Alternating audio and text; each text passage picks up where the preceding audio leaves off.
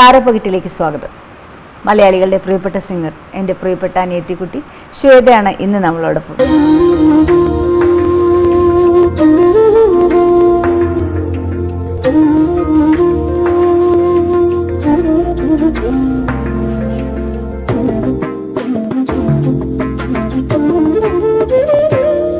Hello Shweta.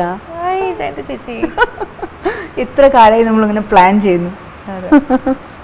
എപ്പോഴും പറയാറുള്ള പോലെ ശ്വേത വന്നു, ഇനി ഒരു പാട്ടോടുകൂടി നമുക്ക് തുടങ്ങാം.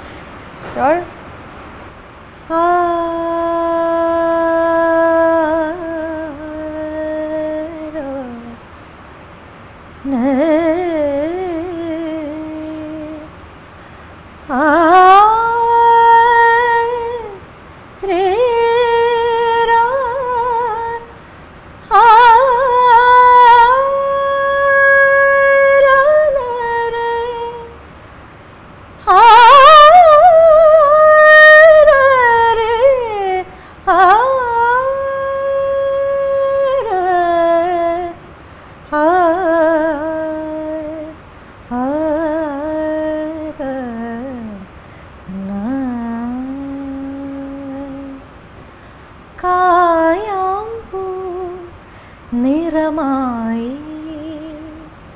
പ്രിയരാധ കൈ തൊട്ട പൂവിനൊക്കെ നിൻ മുഖമായി മായാമയമാം ഋതുവായി. ഞാനിങ്ങനെ ഡ്രൈവ് ചെയ്ത് പോകുമ്പോൾ കേൾക്കുമ്പോൾ ആലോചിക്കും, ഷോ ഇത്ര പെട്ടെന്നാണ് ശ്വേത ഇപ്പം തന്നെ മുന്നിൽ വന്നത് പാടിയത്. വളരെ നന്നായി പോകുന്നു അല്ലേ ഈ മൂവി? അതെ, സുധി വാത്മീകം, ബിജി പാൽ ചേട്ടൻ്റെ സംഗീതത്തിൽ ഞാൻ എൻ്റെ ലേറ്റസ്റ്റ് മലയാളം സോങ് ആണിത്.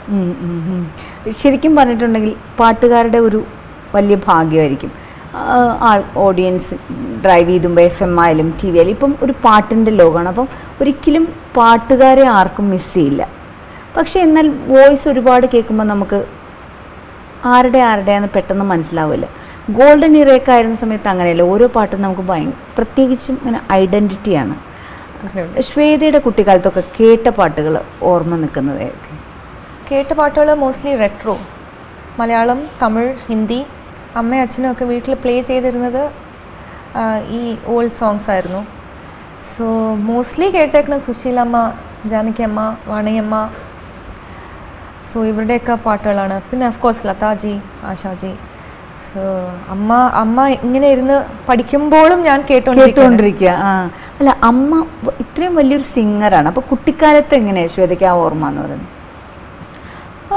അത് തന്നെ, അതായത് അമ്മ എന്ന് വെച്ചാൽ എനിക്ക് റെക്കോർഡിങ്ങിന് പോവും, എപ്പോഴോ ഒന്ന് വരും, എന്നെ കൊഞ്ചിക്കും, അതാണ് അമ്മ. സോ എപ്പോഴും അമ്മൂമ്മയാണ് കൂടെ, എപ്പോഴും അമ്മൂമ്മയാണ് എന്നെ വളർത്തിയേക്കുന്നത്. സോ പക്ഷെ എനിക്കറിയായിരുന്നു അമ്മ ഒരു വലിയ താരമാണ്, അതുകൊണ്ട് ഞങ്ങൾക്കും. സോ സ്കൂളിലൊക്കെ ഭയങ്കര, അതുകൊണ്ട് ഒരു സ്പെഷ്യൽ കൺസിഡറേഷൻ ഒക്കെയാണ്, അമ്മ സിംഗറാണ് അതൊക്കെ പറയുന്നത്. സോ ശ്വേത പാട്ട് ശരിക്കും പഠിച്ചു തുടങ്ങി, ഇതൊക്കെ കേട്ട് പഠിച്ചതല്ലാതെ ശരിക്കും പാട്ട് പഠിച്ചു തുടങ്ങിയത്? ഞാൻ ഒരു fourth standard and fifth standard Carnatic classical പഠിക്കാൻ തുടങ്ങി. പക്ഷെ അപ്പോൾ എനിക്ക്, ഞാൻ പറഞ്ഞിട്ടുണ്ട് ഇതിനു മുമ്പേ, പാട്ടിനോട് അത്രയും ഒരു ഇഷ്ടം ഉണ്ടായിരുന്നില്ല. കാരണം എന്താണെന്ന് വെച്ചാൽ അമ്മ പാടുമ്പോൾ അമ്മേനെ നോക്കുമ്പോൾ അമ്മ ഐസ്ക്രീം കഴിക്കുന്നില്ല, ആർക്കും സംസാരിക്കുന്നില്ല, എവിടെയും വോയിസ് റെസ്റ്റ്, എവിടെയും പോകാൻ പറ്റില്ല, തണുപ്പൊന്നും കഴിക്കാൻ പറ്റില്ല. സോ ഇതൊക്കെയാണ് പാട്ടെന്നാണ് കുട്ടിക്കാലത്ത് വിചാരിച്ചത്. സോ അയ്യോ എനിക്ക് പാട്ട് വേണ്ട എന്നാണ് എനിക്ക് തോന്നിയ. ഈ ചിന്ത മാറിയത് എപ്പോഴാണ്? ചിന്ത മാറി ഞാൻ കുറച്ചും കൂടി മെച്ചുവേർഡായിട്ട് ഒരു വലിയ കുട്ടിയായപ്പോൾ, ഒരു 11th സ്റ്റാൻഡേർഡൊക്കെ ആയപ്പോൾ, ഓക്കെ എനിക്ക് ടാലൻ്റ് ഉണ്ട്, പക്ഷെ അതെങ്ങനെ ഞാൻ ഡെവലപ്പ് ചെയ്യും എന്നുള്ളൊരു ചിന്ത ഞാൻ വന്നു തുടങ്ങി എനിക്ക്. അങ്ങനെയാണ് ഒരു നല്ല ടീച്ചറിനെ കിട്ടണമെന്ന് ഞങ്ങൾ തേടിക്കൊണ്ട് നടന്നപ്പോൾ ചിത്ര ചേച്ചിയാണ് ഞങ്ങൾക്ക് എൻ്റെ ഗുരു, ശ്രീമതി ബിന്നി കൃഷ്ണകുമാർ. ബിന്നി ചേച്ചീൻ്റെ അടുത്ത് എന്നെ ആക്കി തന്നത് ചിത്ര ചേച്ചിയാണ്. എപ്പോൾ നമ്മൾ സംസാരിക്കുമ്പോൾ ഗുരുവിൻ്റെ കാര്യം പറയും ബിന്നി ചേച്ചി. ഇത്രയും വർഷമായിട്ട് ബിന്നി ചേച്ചിയുടെ അടുത്ത് തന്നെയാണോ പഠിക്കുന്നത്? അതെ അതെ അതെ. ബിന്നി ചേച്ചിയുടെ അടുത്ത് ചോദിച്ചാൽ ഞാൻ ഇപ്പോൾ 10 വർഷമായി എന്ന് പറഞ്ഞാലും ചോദിച്ചാൽ പറയും ശ്വേത ഇവിടെ ഒരു 5-6 വർഷത്തിൻ്റെ ക്ലാസ്സിനെ വന്നിട്ടുള്ളൂ. പക്ഷെ എന്നാലും ബിന്നി ചേച്ചിയാണ് എൻ്റെ ഏറ്റവും വലിയ ഗുരു. എൻ്റെ വോയിസ് ഇങ്ങനെ മോൾഡ് ചെയ്തെടുത്തേക്കണ ചേച്ചിയാണ്. സോ ചേച്ചിക്ക് ഒരുപാട് നന്ദി. നമുക്കും നല്ലൊരു സിംഗറെ തന്നു. ശരിക്കും പറഞ്ഞാൽ അത് കഴിഞ്ഞ് MBA പോയി ഫിനാൻസ്. അമ്മ പറയും അവിടെ ഞാൻ വിചാരിച്ചു ഒരു MBA കഴിഞ്ഞു നല്ലൊരു ഫിനാൻസ് മാനേജറായി ഒരു വലിയ കോർപ്പറേറ്റ് ഗേളായിരിക്കുന്നു. അമ്മയോട് ഇതെങ്ങനെ പ്ലേസ് ചെയ്തു? അല്ല എനിക്കും പാട്ടായിരിക്കണം എൻ്റെ ചോയ്സ് എന്ന്. അത് മന്ദാരപ്പൂവൊക്കെ കഴിഞ്ഞ് വന്നപ്പോഴാണ് ഞാൻ കാറ്റിന് പ്രിപ്പയർ ചെയ്തുകൊണ്ടിരിക്കുകയായിരുന്നു. സോ അത് പ്രിപ്പയർ ചെയ്യാൻ ഞാൻ ഒരു 1 year ബ്രേക്ക് എടുത്തു. പ്രിപ്പയർ ചെയ്തിട്ട് നല്ലോണം എഴുതിയിട്ട് MBA കിടക്കാൻ. സോ ആ സമയത്തായിരുന്നു മന്ദാരപ്പൂ വന്നത്. മന്ദാരപ്പൂ വന്നപ്പോൾ എല്ലാവരും നല്ല കമൻസ് ഒക്കെ പറഞ്ഞു തുടങ്ങി. അപ്പോൾ എനിക്കൊരു ഫീലിംഗ് എനിക്ക് കൂടുതൽ ഇതിനകത്ത് തന്നെ നിൽക്കണം. MBA പോയാൽ അപ്പോഴത്തേക്കും എൻ്റെ ഫ്രണ്ട്സൊക്കെ ഓൾറെഡി 1 year MBA കഴിഞ്ഞു. സോ അമ്മ പറഞ്ഞു മോളെ പാട്ട് നിനക്ക് എപ്പോൾ വേണമെങ്കിലും ചെയ്യാമല്ലോ, നീ ഫസ്റ്റ് പഠിത്തം തീർക്കുക, അത് കഴിഞ്ഞിട്ട് നീ പാടിക്കോ. അപ്പോൾ ഞാൻ പറഞ്ഞു, അപ്പോൾ ഞാൻ എൻ്റെ ഫ്രണ്ട്സിൻ്റെ അടുത്ത് ചോദിക്കുമ്പോൾ അവർ പറഞ്ഞു ഏതൊരു ഫീൽഡായാലും അതിന് 100% ഫോക്കസ് ഉണ്ടെങ്കിലേ അതിനകത്ത് നിലനിൽക്കാൻ പറ്റുള്ളൂ. സോ MBA ആണെങ്കിൽ ഞങ്ങൾക്ക് നിന്ന് തിരിയാൻ ഇവിടെ സമയമില്ല. അപ്പോൾ പാട്ടൊക്കെ മറന്നേക്കോ, മാനേജ് ചെയ്യാൻ ബുദ്ധിമുട്ടാണ്. സോ ഒന്നെങ്കിൽ പാട്ട് അല്ലെങ്കിൽ MBA എന്നായിരുന്നു. സോ ഞാൻ അമ്മയടുത്ത് എക്സ്പ്ലെയിൻ ചെയ്തു എൻ്റെ പാഷനാണ്, ഞാൻ പാട്ടിലേക്ക് വന്നില്ലെങ്കിൽ ഞാനത് റിപ്പൻറ്റ് ചെയ്യുമെന്ന്. സോ അമ്മ പറഞ്ഞു ഓക്കെ ഫൈൻ. പക്ഷെ അമ്മയ്ക്ക് അമ്മൂമ്മയ്ക്കൊക്കെ സ്ലീപ്ലെസ് നൈറ്റ്സ് ഉണ്ടായിട്ടുണ്ട്. അതായത് കുട്ടി ശരിയായ ഡിസിഷൻ ആണോ, എന്താവും, നല്ല പയ്യനെ കിട്ടുമോ, അതൊക്കെയായിരുന്നു അവരുടെ ടെൻഷൻ. ശ്വേതയ്ക്ക് അന്ന് അങ്ങനത്തെ ഒരു ടെൻഷൻ ഉണ്ടായിരുന്നു, നല്ലൊരു പയ്യനെ കിട്ടുമെന്ന്? ടെൻഷൻ ഉണ്ടായിരുന്നില്ല, കാരണം എൻ്റെ മനസ്സിലുണ്ടായിരുന്ന ചെക്കൻ തന്നെയാണല്ലോ എന്നെ പാട്ടിലേക്ക് തിരിച്ചു വിട്ടെ. അശ്വിൻ തന്നെയാണ് അമ്മയടുത്ത് പറഞ്ഞത്, ആൻറ്റി ശ്വേതയ്ക്ക് അത് പാഷൻ ആണെങ്കിൽ why don't you let Har follow Har.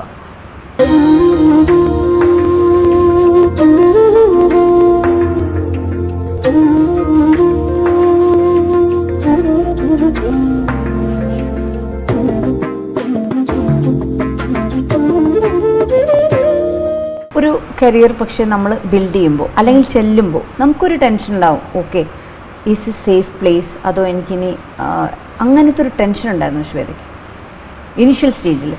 ഞാൻ ഒരു വലിയ ബ്ലാങ്ക് പേജ് ആയിട്ടാണ് ഞാൻ സ്റ്റാർട്ട് ചെയ്തത്. എനിക്കൊരു എക്സ്പെക്റ്റേഷനും ഉണ്ടായിരുന്നില്ല. അതായത് ഒരു നമ്പർ 1 സിംഗർ ആവണം എന്നോ അതായത് ഇത്രയും പാട്ടുകൾ പാടണം, ഹിറ്റ് സോങ്സ് പാടണം എന്നോ ഒന്നും ഞാൻ ആലോചിച്ചിരുന്നില്ല, ഞാൻ എക്സ്പെക്റ്റും ചെയ്തിരുന്നില്ല.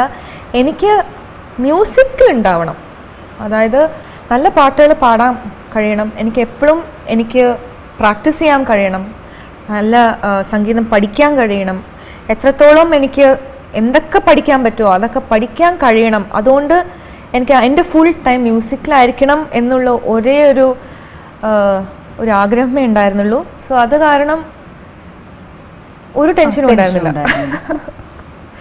ഇല്ല. പക്ഷേ തിരിച്ചു കഴിഞ്ഞു, ഒരു പാട്ട് കഴിഞ്ഞു, അത് കഴിഞ്ഞ് അടുത്ത് പിന്നെ വെച്ചടി എനിക്ക് തോന്നുന്നു കുറേ പാട്ടുകൾ പാടാൻ പറ്റി. അതെ അതെ അതെ തീർച്ചയായിട്ടും. ലക്ക് ആൻഡ് ഇത് പാട്ടിലോട്ട് പോകുന്നതിന് മുമ്പ്. പക്ഷെ പാട്ട് പാടുമ്പോൾ സ്റ്റുഡിയോ റെക്കോർഡിങ് ഈസ് ഡിഫറെൻറ്റ്. നമ്മൾ സിനിമയിലോട്ടാണ് പോകുന്നത്, ഒരു മ്യൂസിക് കമ്പോസറുടെ അവിടുന്ന് കമാൻഡ് ഉണ്ട്, അങ്ങനെ പാടണം ഇങ്ങനെ പാടണം. അപ്പം ഫസ്റ്റ് റെക്കോർഡിങ്ങിൽ ടെൻഷൻ ഉണ്ടായിരുന്നു? നല്ല ടെൻഷൻ ഉണ്ടായിരുന്നു. മലയാളത്തിൽ എൻ്റെ first recording was for Deepak ദേവ്ചേട്ടൻ. സോ ലയൺ എന്ന സിനിമയ്ക്ക് വേണ്ടി ഞാൻ റെക്കോർഡ് ചെയ്യുമ്പോൾ നല്ല ടെൻഷൻ ഉണ്ടായിരുന്നു. കാരണം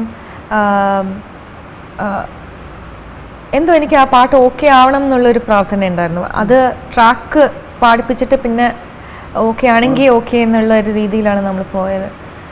സോ അതെ ഓക്കെ ആവണേ എന്നുള്ളൊരു പ്രാർത്ഥന ഉണ്ടായിരുന്നു. സോ ടെൻഷൻ ഉണ്ടായിരുന്നു. ഫസ്റ്റ് ലൈവ് പെർഫോമൻസ് എപ്പോഴായിരുന്നു? ഫസ്റ്റ് ലൈവ് പെർഫോമൻസും ദീപു ചേട്ടന് വേണ്ടിയായിരുന്നു, ഫസ്റ്റ് എവർ ലൈവ് സ്റ്റേജിൽ.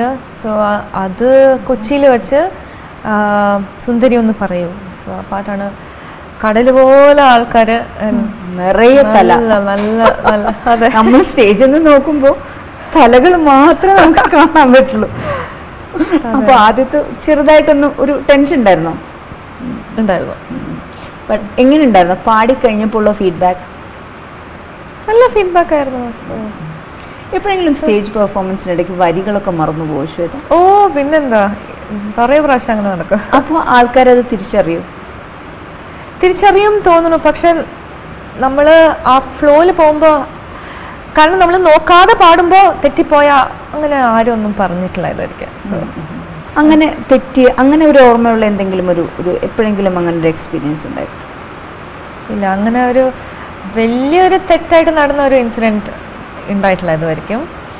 ചെറിയ ലൈവ് പെർഫോമൻസ് എന്ന് പറഞ്ഞാൽ വളരെ ഡിഫറെൻ്റ് ആണ്. കാര്യം നമ്മൾ ഓഡിയൻസിനെ കാണുന്നത് ചിലപ്പോൾ ഓഡിയൻസിൽ ഫ്രണ്ട് റോയിലിരിക്കുന്ന ലെജൻസ് ആയിരിക്കാം, ചിലപ്പോൾ വളരെ വലിയ മ്യൂസിക് പേഴ്സണാലിറ്റീസ് ആയിരിക്കാം, ദാസേട്ടനായിരിക്കാം. ഇപ്പം അങ്ങനെ ലെജൻസ് ഫ്രണ്ടിലിരിക്കുകയാണെങ്കിലുള്ള ഒരു അപ്പോൾ എങ്ങനെയായിരിക്കും? ഇപ്പം ദാസേട്ടൻ്റെ കൂടെ ഓഫ് കോഴ്സ് സ്റ്റേജിൽ ഷെയർ ചെയ്യുന്നുണ്ട്. പക്ഷേ MSV സാറിൻ്റെ മുമ്പിൽ ആ നിമിഷത്തിൻ്റെ പാടി ഓർമ്മയുണ്ട്.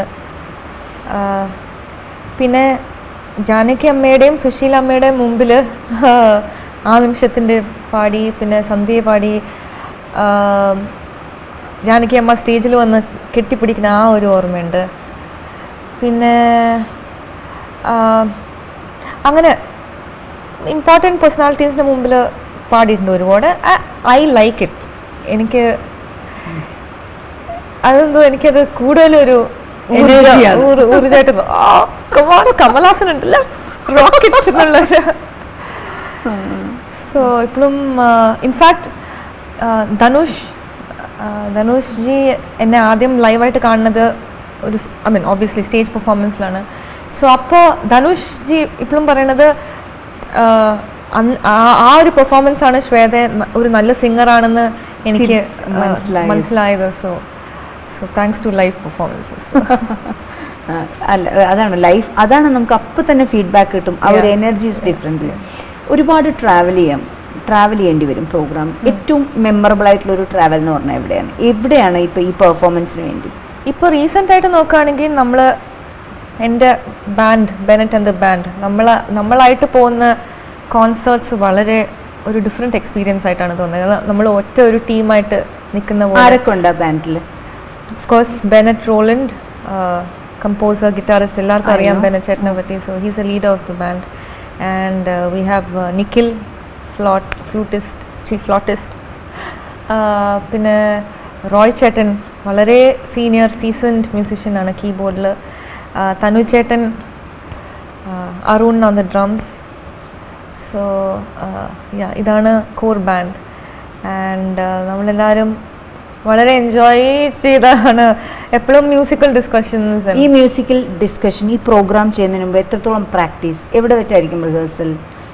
ചെന്നൈയിൽ ആണോ? ഡിപ്പെൻസ് ഓൺ എവിടെയാ ഷോ എന്ന് വെച്ചാൽ. ഇപ്പോൾ ചെന്നൈയിൽ ഇടയ്ക്കിടയ്ക്ക് നമ്മൾ മീറ്റ് ചെയ്ത് റിഹേഴ്സ് ചെയ്യും. പിന്നെ ഷോൻ്റെ തലേ ദിവസം of course they has to be a rehearsal. Finance management ആണ് ശ്വേത പഠിച്ചത്. അമ്മ പറയും കാശിൻ്റെ കാര്യത്തിൽ അവളെ മാനേജ് എന്നേക്കാൾ മിടുക്കി ശ്വേതയാണ്, എന്നേക്കാൾ സീരിയസ് ആണ് ശ്വേത. പറയും അമ്മേനേക്കാൾ മിടുക്കിയായിരിക്കാം, പക്ഷെ എത്രത്തോളം നല്ലതാണെന്ന് എനിക്ക് അറിഞ്ഞൂടാ. അശ്വിൻ്റെ അടുത്ത് ചോദിച്ചാൽ എവിടെ നിന്നാണ് ഈ MBA പഠിച്ചതെന്നാണ് ചോദിക്കും. അപ്പോൾ ഈ പ്രോഗ്രാമിൻ്റെ കാര്യത്തിലൊക്കെ മാനേജറാണ് അപ്പോൾ മാനേജർക്ക് എങ്ങനെയാണ് മാനേജറും ശ്വേതയും തമ്മിലുള്ള ഡിസ്കഷനാണ് എനിക്കറിയേണ്ടത്. ആ ഒരു ക്ലാസ് ഡിസ്കഷൻ ഒന്നുമില്ല. എൻ്റെ ഫിനാൻസസ് ഞാൻ വെറുതെ പോയി പാടിയിട്ട് വരും, അത്രേ ഉള്ളൂ. കണ്ടന്റ്, ആ പാട്ട് എന്ത് കണ്ടന്റ് അതാണ് ഞാൻ ഹാൻഡിൽ ചെയ്യുന്നത്, ബാക്കി എല്ലാം സ്റ്റാഫാണ് ഹാൻഡിൽ ചെയ്യുന്നത്. So no worries. അമ്മയാണോ ശ്വേതയാണോ നല്ല ഫിനാൻസ് മാനേജർ? അത് മേ ബി ഞാനായിരിക്കും. അമ്മയാണോ എക്സ്ട്രാവഗന്റ് ആണോ അമ്മ? അതോ അല്ല അമ്മ എക്സ്ട്രാവഗന്റ് അല്ല. അമ്മ ആവശ്യമുള്ള സാധനങ്ങളെ വാങ്ങിക്കുള്ളൂ. പക്ഷെ അമ്മ വാങ്ങിക്കും. ഞാൻ 2-3 പ്രാവശ്യം ആലോചിക്കും വേണ്ട കുറച്ച് പിശുക്കുക.